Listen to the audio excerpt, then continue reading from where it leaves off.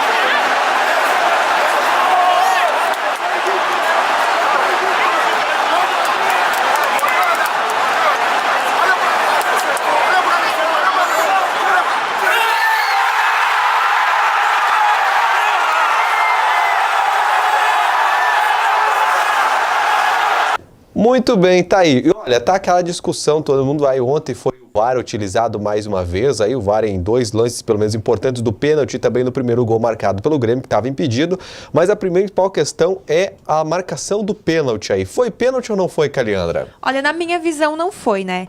E em relação ao VAR, ele está sendo muito discutido pela forma que ele está sendo utilizado no Brasil, porque as pessoas estão falando que aqui no Brasil o VAR está sendo utilizado de uma outra maneira, né? Em relação às situações que acontecem no decorrer do jogo. Mas ontem aí ele foi bem aplicado, mas ao meu ver não foi pênalti. Muito bem, e o que falar dessa partida do André? O que aconteceu com o André do céu ao inferno com os torcedores e depois do inferno ao céu novamente? Exatamente, né? O André que acabou aí perdendo o pênalti, que era um pênalti muito importante para o Grêmio, né? Ele bateu muito mal, mas também não devemos tirar o mérito aí do Marcelo Lomba, que foi muito bem no lance e acabou defendendo. E o André, que ele é muito criticado em relação ao que ele vem realizando tanto nesse ano quanto no ano passado, porque o André é atacante, se espera muito de um atacante, assim como se espera do Viseu e também do Marinho. E ontem, na última cobrança, Leandro, eu confesso que eu fiquei com medo quando o André foi cobrar, mas ele aí se deu bem e acabou se redimindo em relação ao que aconteceu nos 90 minutos de jogo, e podemos, por assim dizer, ele foi um dos heróis, né, da partida, porque ele marcou aí o gol do título gremista. Muito bem, bom, a gente continua falando do título do Grêmio, porque a gente vai acompanhar, porque depois dessa vitória, ontem aconteceu a coletiva do Renato Portaluppi para falar um pouquinho sobre essa partida. Mas antes da coletiva, os jogadores deram um tradicional banho nele de água e a gente vai acompanhar como é que foi esse momento da comemoração. Vai, primeiro.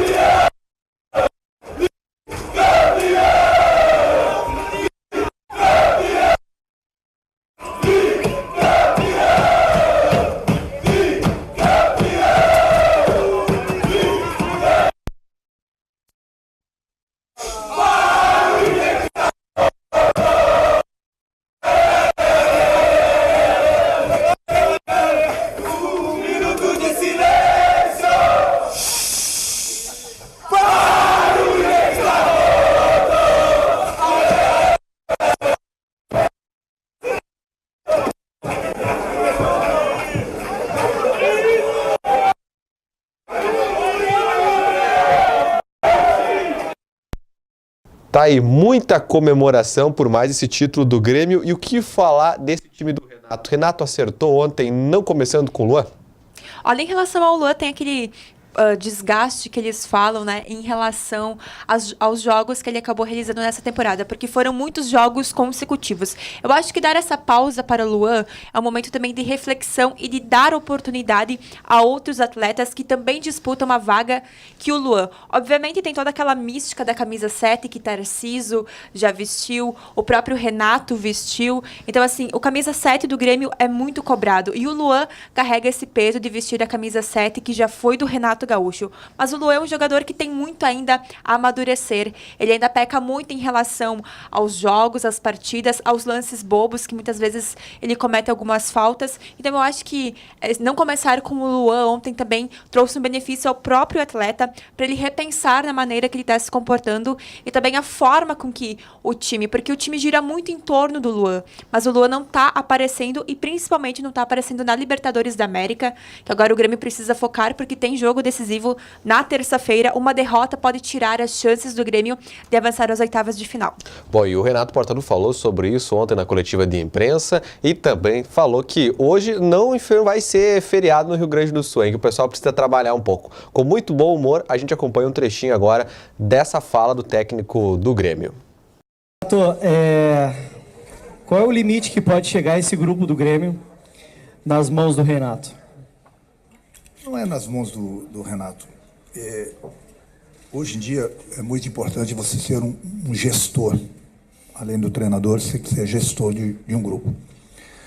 Eu sempre falo para você, gente, e é uma coisa normal acontecer em qualquer parte do mundo, uma desavença, um problema com o jogador, uma briga, ter que afastar um jogador, essas coisas normais que acontecem no futebol. Eu estou aqui há 30 meses e nunca tive um problema sequer com qualquer tipo de jogador. Então, juntamente com o presidente, com a diretoria do clube, quando a gente monta um grupo, a gente sempre procura ver direito o jogador que o Grêmio vai contratar. Nós temos um grupo maravilhoso. Não é porque nós ganhamos um título hoje. Eu não canso de falar, não canso de elogiar meu grupo. Meu grupo ele é maravilhoso. Mais uma vez hoje, eu fico muito feliz pela nossa torcida, porque a nossa torcida está feliz.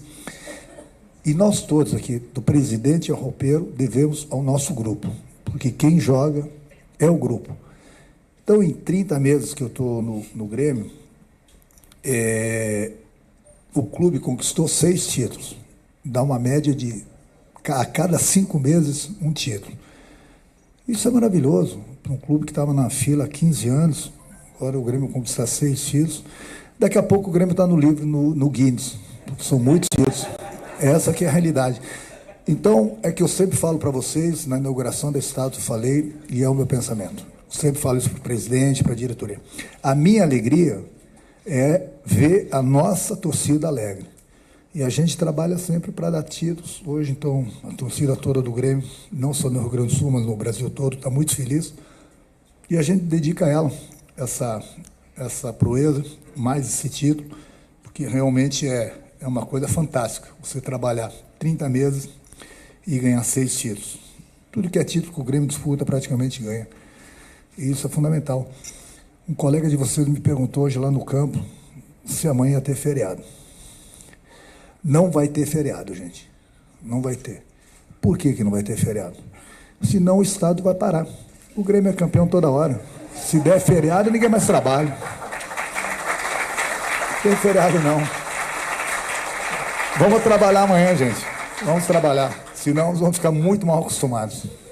Muito bem, tá aí a vitória. E o que falar do Inter, hein? O que aconteceu? O Daír Helma, mais uma vez, aí não conseguiu entregar um título pro time colorado. Olha, tá bem difícil em relação ao Inter. Se na Libertadores da América o Colorado tá muito bem, no Campeonato Gaúcho ele precisou dar toda aquela reviravolta, né? Em relação a correr atrás do resultado, se classificar para a zona dos mata-mata da competição. Chegou muito perto, mas eu acho que em relação tanto ao Grêmio quanto ao Inter, faltou aquela vontade, podemos por assim dizer. Os grenais que nós estamos acompanhando nos últimos anos é totalmente diferente dos grenais que aconteceram no passado, década de 70, 80, 90, que eram grenais emblemáticos. Hoje hoje o Grenal tá um pouquinho feio, não tá mais com as equipes e com os jogadores, tipo, correndo atrás, querendo ganhar. Parece que eles estão, tipo, confortáveis e quem marcar o gol pode ter marcado por alguma falha da zaga e também do próprio goleiro, ou por um lance individual que acaba aí tendo a sorte de balançar as redes. Muito bem, olha, vamos continuar falando aqui, porque a gente agora fala o seguinte, vamos falar do destaque do beach tênis. O que é isso aqui, Leandra? Isso mesmo, é uma modalidade que está aqui encantando os erechinenses, e nós temos uma dupla aqui da capital da amizade que avançou em um torneio que está sendo realizado lá em Passo Fundo, são semifinalistas, então aqui vocês podem acompanhar um pouquinho mais de como é esse esporte e quem são os erechinenses que vão representar o município nessa competição. Muito bem, vamos para a contracapa, porque a gente vai falar do Atlântico, que está na capa do Bom Dia hoje também. E ontem o Galo acabou sendo derrotado pela CBF. Enquanto a Calendra fala, a gente vai mostrar os gols para você que está em casa. O que aconteceu com o Atlântico? Como é que foi esse jogo? Olha, foi um jogo muito disputado em relação a um dos maiores clássicos, né, do futsal gaúcho. E o Atlântico, ele começou já saindo atrás do placar, precisou correr, né, empatou e depois acabou virando, mas brilhou também a estrela da ACBF, que é um time que, quando a gente se fala do time de Carlos Barbosa, engrandece pelos títulos que eles têm e também pelo que eles apresentam dentro de quadra. No segundo tempo, o Atlântico pecou muito. E os principais gols que saíram na final da etapa do jogo foram por causa do goleiro Linha. Então, o Giba demorou um pouquinho para colocar o goleiro Linha e também em relação a esses erros que a CBF se deu melhor aqui no Caldeirão do Galo. E agora, o próximo jogo do Galo vai ser no próximo sábado, dia 27, aqui em Erechim também. Bom, e amanhã não tem telejornal Bom Dia Notícias, mas a gente vai falar do Ipiranga, que no fim de semana tem jogo aqui em Erechim. Tem jogo muito importante contra o São Paulo de Rio Grande. É o primeiro jogo das quartas de final. Então, como o São Paulo acabou na liderança, né, do grupo A, o primeiro jogo vai ser aqui em Erechim e a decisão vai ser lá em Rio Grande. O Canarinho tem uma tarefa muito difícil, que é em relação a uma das melhores defesas da competição, porque o São Paulo levou poucos gols, e aí o Ipiranga também precisa mostrar aquela garra que os torcedores aqui falam, né? Porque muito se espera do Ipiranga, é um time de tradição da divisão de acesso, mas para que essa tradição possa se valer, é necessário acabar mas acabar corrigindo os erros, e principalmente os erros que o Ipiranga está tendo nos últimos jogos, que é em relação à marcação e à própria defesa, que acabou sofrendo aí alguns gols. Muito bem. Você tem mais uma informação da Copa de Tênis? Isso mesmo, no próximo fim de semana vai ser realizada aqui a primeira Copa Clanel de tênis lá no Piscina Clube. Então, se você... e uma novidade desse ano é que os não sócios do Piscina podem acabar aí se inscrevendo para essa competição. As inscrições vão até a segunda-feira, dia 22. Então, se você aí pratica tênis, pode estar se inscrevendo nessa competição. Muito bem. Bom feriado para você. Feliz Páscoa para você e toda a sua família. Até segunda-feira. Obrigada, Leandro. Igualmente. Feliz Páscoa a todos e até segunda-feira.